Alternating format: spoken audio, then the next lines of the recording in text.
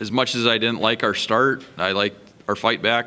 We were able to do it down 3-0, equalize or even the score. We were able to come back again, down 4-3. Power play scored again. I was pretty proud of how Mans handled himself coming in relief. So it's kind of a weird game. A lot went on, but ultimately to come away with 4 or 6 points on a weekend against a tough team like Tech, happy. Yeah, I mean, Coach, you said last night, you expected to push back, and their first 6 minutes, they dominated the game. What did you see in just those first 6 minutes that allowed them to kind of take control of it? Their top scorer wasn't in the lineup tonight. Another kid got an opportunity. They were playing because they're a proud group. They've had hockey for 104 years. And that's what happens when you're around that long. There's a lot of pride in that room. We knew they weren't going to travel all this way and not leave an impression on Sioux Falls. So they came out hard. 1, 2, 3 happened quickly. They were all different. And it was our guys not ready. You can talk about it, but our guys found themselves on their heels pretty quickly when that game started. Yeah, I thought Peyton's goal was big, just to kind of give you guys something going into that first intermission, and it wasn't a 3-0 game at the intermission. Yeah. How big was his, just to kind of kickstart? Well, it was huge, and we have a sold-out crowd.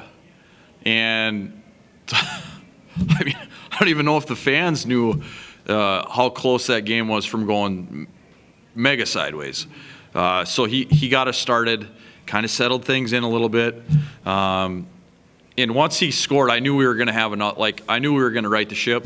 And then we found a couple more, and pretty soon it's just it's a 3-3 hockey game, and now it's another night in the CCHA. We were able to find one in the third late. Great play by McIntyre. And then 3-on-3, you go through that, and then it ends in a shootout. It's a tie game. So.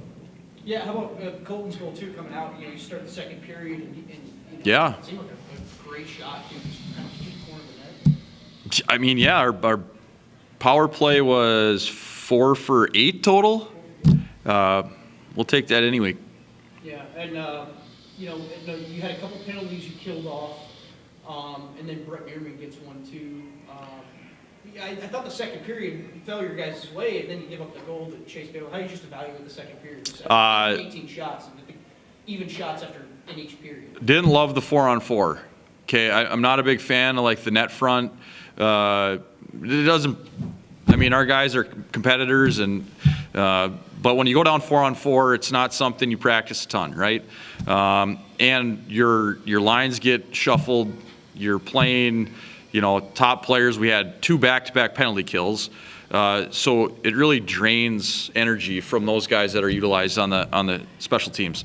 And then because of that, we make a mental lapse in a D-zone coverage, something we've talked extensively about, completely preventable. But when you're tired mentally, that's what happens. So. We gave one up. I mean, outside the first 8 minutes of the game, it was 4-1 Vikings. Mm-hmm. So. Yeah, in the third period, I thought you guys owned too. And obviously, yeah. The goal to tie things up. What do you take away from the third period? You outshot them 10-5 that period. It looked a lot more like you were kind of limiting some of those grade A's too that they were taking. If we start this game on time, it's a different night. Okay, that's outside of the start of the game, which is part of the 60, we're a pretty darn good hockey team. But we started slow. We had to fight our way back. Thankfully, there was enough time to do so. So we move on. We're moving on to Fairbanks. You touched on Christian. Can you evaluate just the way he played tonight? Like you said, stepping in there really in a big spot. And he made an amazing point-blank save. Yeah. He gave up a rebound in the third period. That was huge. He had no idea he was going to start today, but it's hard to back up, come in relief. He did the things that gave himself a chance. He hasn't played since Anchorage before Christmas. He came in, he made some big saves. I thought he was extremely competitive.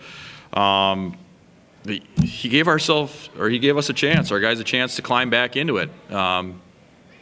Really happy with him.